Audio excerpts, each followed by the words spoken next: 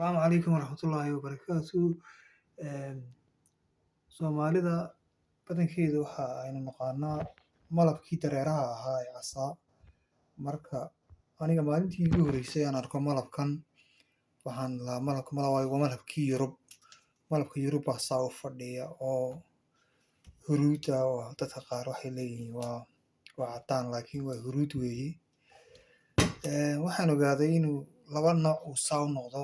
Kow oo ah ilmo dhalada oo imika shinidii ay dhashay, iyo laba qabowga maadaama uu baraf yaallo.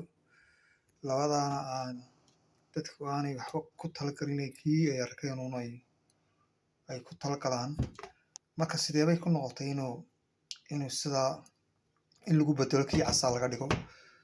Laba siyood sida ugu wanaagsan waxa weeye disti la karkariyo, biyo lagu karkariyo saacad, deedna caagadda way dhalaalaysaa, caagaddan laga shubo quraaradoo kale lagu shubo, quraarada daboolka aan la saarin laga saaro wuxuu noqonayaa casaan.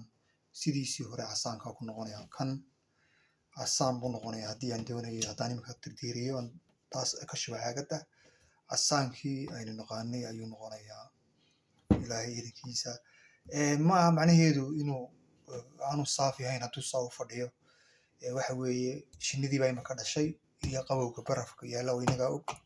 Marka taasna ha lagu tarsado. Asalaamu calaykum waraxmatullaahi wabarakaatu.